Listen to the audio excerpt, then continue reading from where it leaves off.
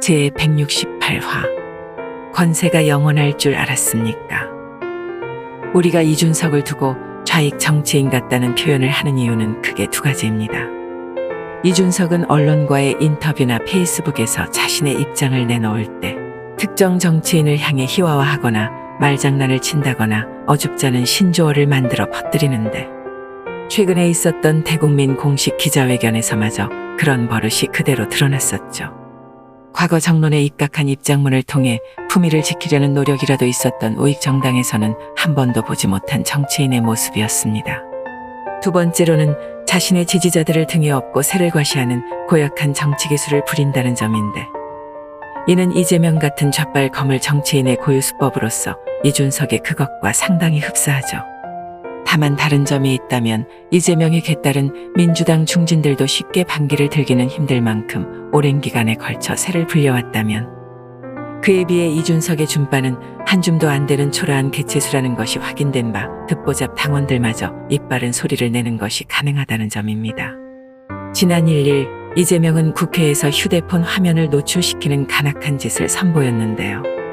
권성동의 체리따봉 사건 이후 국회의원들은 여야 할 것 없이 보호필름을 장착했고, 특히나 은밀한 소통이 필요한 상황의 이재명의 경우 국회에서 그의 휴대폰 사진을 보기란 쉬운 일이 아닙니다.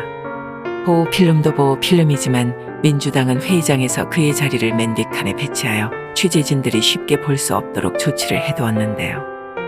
그런데 이번에 버젓이 그것도 메시지를 받은 지 4시간여 소요된 이후에 노출이 되었다는 점과 이재명의 그간 치졸한 정치 행보를 비춰보면 기획이라는 것이 정설이라고 봐야 할 겁니다.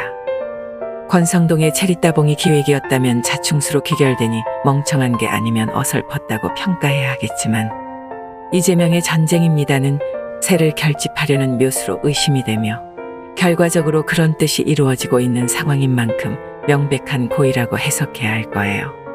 대장동, 백현동 게이트에 연루된 핵심 인사를 일반 국민들이 봐도 빼박인 상황임에도 이제서야 검찰이 출석을 요구했다는 것은 이재명이 워낙 녹록지 않은 입지의 정치인이며, 그렇기 때문에 검찰이 더욱 신중하고 꼼꼼하게 준비했기 때문이라고 봅니다.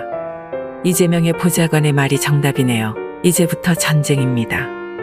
한동훈의 법무부는 명백한 증거가 모두 수집된 상황에서도 더욱 신중을 기해 이번 사건을 들여다봤을 것이고, 이재명도 당원을 고쳐가면서까지 자신의 방어권을 공고히 했으니 총성 없는 전쟁은 이제 시작되었습니다.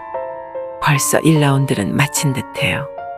이재명은 아무런 정치적 연고도 없는 개항을 가로챈으로써 현재 불체포 대상인 현역 국회의원 신분입니다.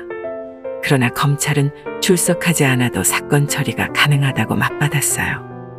저지른 죄가 명백한 이재명은 애초에 불리한 조건에서 전장에 나온 만큼 자신의 패를 다 보여줘온 반면, 검찰의 경우 어떤 식으로 조사와 수사를 했는지 알 길이 없습니다.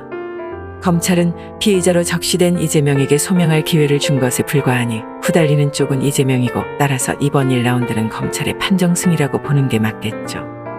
그리고 조만간 펼쳐질 2라운드는 핵심 쟁점에 대한 진위 여부를 가리는 장이 될 거예요. 검찰은 이재명이 대선 후보 시절 백현동 용도 변경과 관련해 박근혜 정부의 국토부가 협박을 했었다는 진술과 대장동 게이트 관련해 김문기 도계공 개발 1처장이 스스로 목숨을 끊은 데 대해 몰랐다고 한 진술, 그리고 대장동 초과 이익 환수 조항 삭제와 관련해 보고받지 못했다, 우선 협상 대상자 선정 이후 감사원의 징계를 받을 수 있기 때문에 함부로 바꿀 수 없다고 한 진술이 진실인지 허위인지에 대한 양측 공방이 될 텐데요. 용도 변경에 대한 국토부의 협박, 김문기를 알지 못한다는 발언, 대장동 관련해 보고 받지 못했다는 발언 모두 개소리라는 걸 이미 대선 기간 전부터 국민들까지 다 확인했는데, 이재명이 어떤 멍청한 비기를 들고 나올지 추이가 궁금해집니다. 아마도 2라운드도 검찰의 너끈한 승리가 되지 않을까 싶어요. 좌파 여러분, 정치보복임내, 탄압임내 하는 말들은 이재명으로 인해 피해를 입거나 돌아가신 분들의 유가족을 생각하면 입에 담아선 안 됩니다. 우리는 본능에 충실한 짐승이 아니기에 할 말 안 할 말 정도는 구분하고 살아야 해요. 이재명처럼 성공한 정치인이 수사기관에서 수집한 증거를 기반으로 소원 통보하는 것이 정치보복이면 박근혜 대통령의 탄핵은 정치 깡패쯤 보면 될까요? 더욱이 이재명 씨는 권력을 잔인하게 써야 한다고 생각한 사람이며 그러므로 정치보복은 맨날 해도 된다고 생각하신 분인데 아직 손모가지에 쇠고랑 차기도 전에 정치보복부터 운운해서야 되겠습니까? 그러고도 여러분들이 사람이라고 할 수 있습니까? 또한 보복의 사전적 의미는 남이 저에게 해를 준 대로 저도 그에게 해를 줌입니다. 여러분들이 주장하는 정치보복에는 당연히 여러분들이 우리에게 해를 준 대로 하는 부분도 참작하셨겠지요. 그러게 권세가 영원할 줄 알았습니까?